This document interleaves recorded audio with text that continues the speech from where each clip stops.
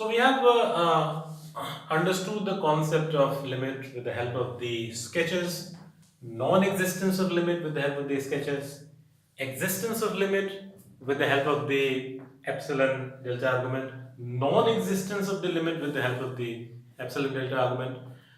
But we should also know how to calculate it exactly, because every time it will be difficult for you to make a sketch, every time it will be difficult for you to argue around that epsilon delta argument. We need to have some methodology to find the limit.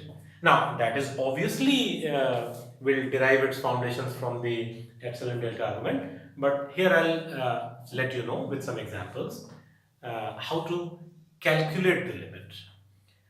So, y as a function of x, we explain that the existence of limit is guaranteed when the left hand limit exists and when the right hand limit exists.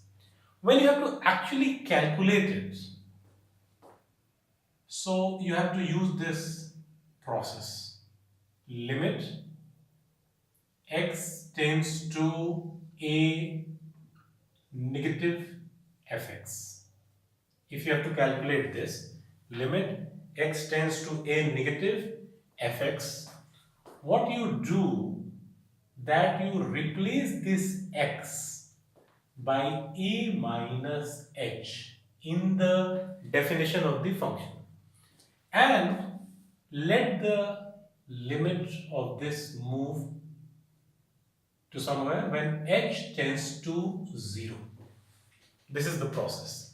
That means that if you have been given a function and if you have to check a limit at, let's say, 2 from the left side, you define your function f2 minus h. You have to check it at 3, 3 minus h, 4 minus h, pi by 2 minus h, 0 minus h, whatever, and then make h tends to 0. Similarly, so this is your left hand limit. Now, your right hand limit, similarly, limit x tends to a plus fx. This should be limit h tends to 0, f a plus h, h going towards 0.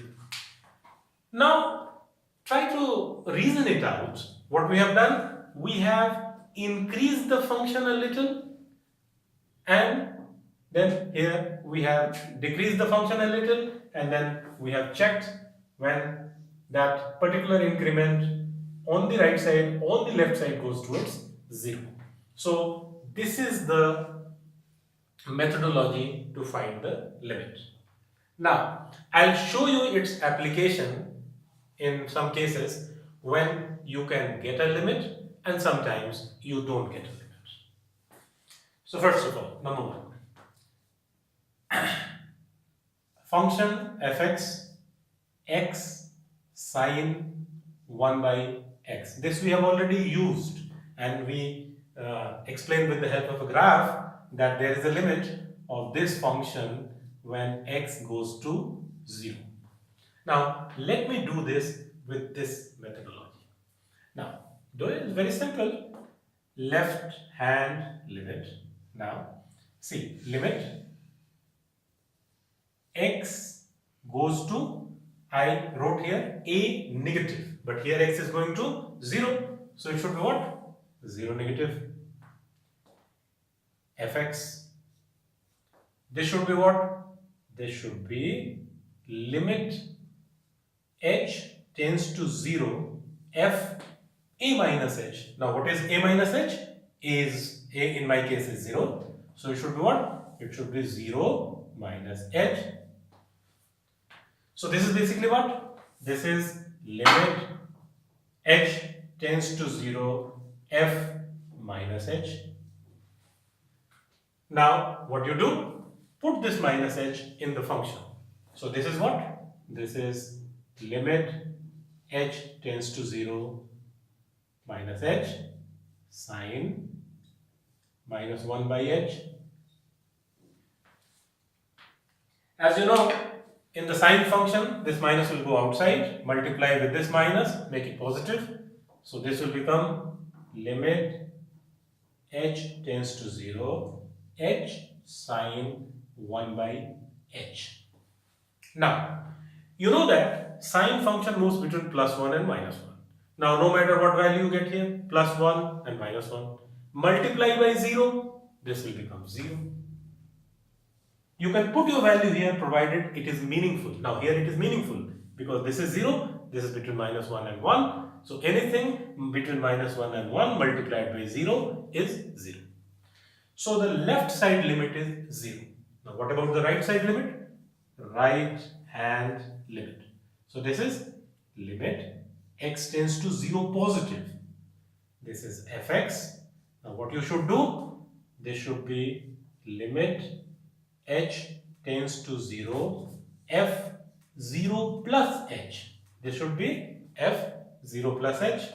So, this will go to limit h tends to 0 f h. This will go to limit h tends to 0 f h.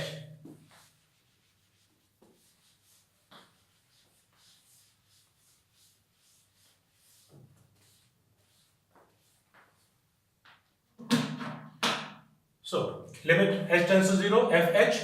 Here is the function. So, this is limit h goes to 0 f h, that is h sine 1 by h. We get the same thing. This moves between plus 1 and minus 1 and this is 0. So, this becomes 0. Now, what happens? That left hand limit is equal to the right hand limit. So, the limit exists and that limit is 0. So, this we have already explained with the help of the graph, with the help of the epsilon delta argument, and now we are doing this with the actual methodology. So, I think this should make the things very clear to you.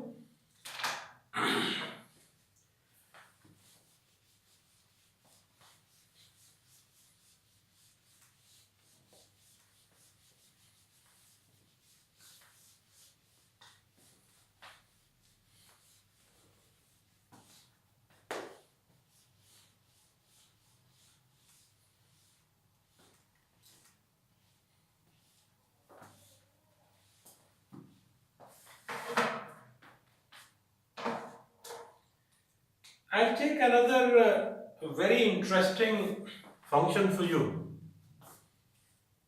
Limit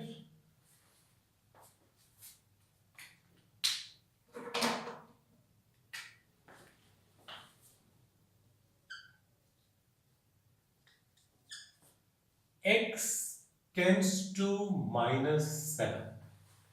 Limit x tends to minus 7.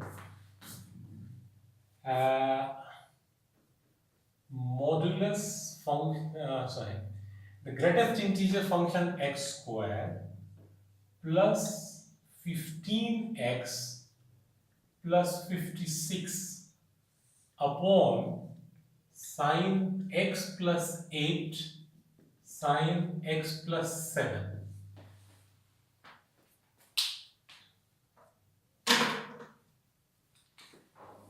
Greatest integer function x square 15x plus 56 sine x plus 8 sine x plus 7. Looks a bit complicated function, but see it carefully. I try with the left hand limit. So this should be what? Limit x tends to minus 7 minus. That means on the number line, this is minus 7. I am going to minus 7 from this side. Alright? Now take a look here carefully. X, greatest integer square 15x plus 56. You can divide it into two parts. This is x plus 7 x plus 8 square 8, 7, 15 and 56. So this has been decomposed into two parts, sine x plus 8 sine x plus 7.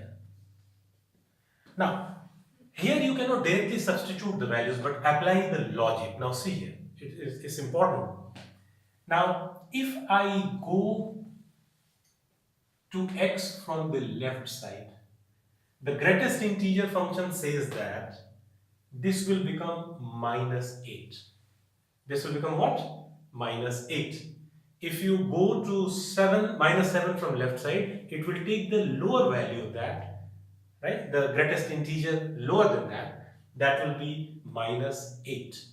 That means this is minus 8 and this is 7. So this part is minus 1.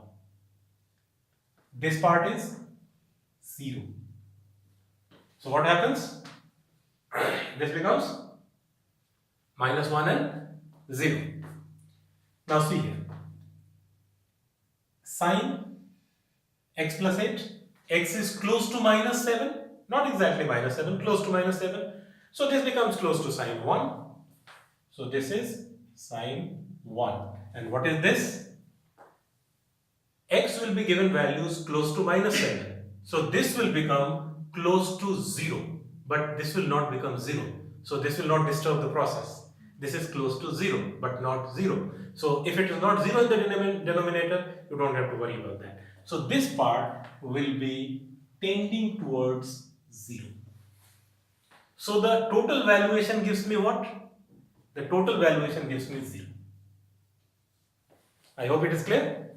This part is minus 1, this part is 0, this part is sine 1, and this part is something close to 0 but not 0. So I don't need to worry about that because the function is the total write-up is defined. This is not 0, this is close to, this is tending towards 0. So this becomes 0. So the left hand limit becomes 0. Now try with the right hand limit.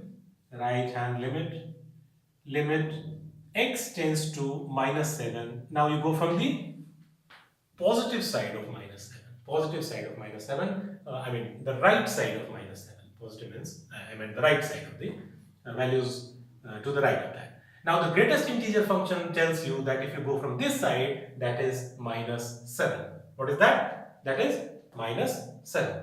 So minus 7 plus 7 is what? 0. And this is what? This is 1. This is what? This is sine. We are going from this side. So this is minus 7. So this is 1. And this is what?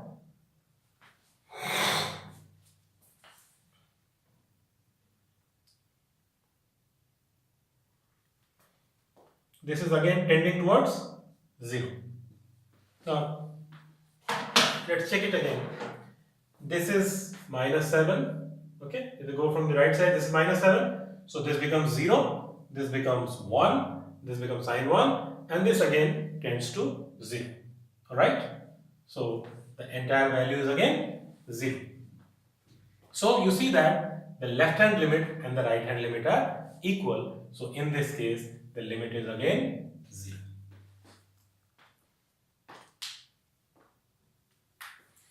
So these were the two cases when the limit existed.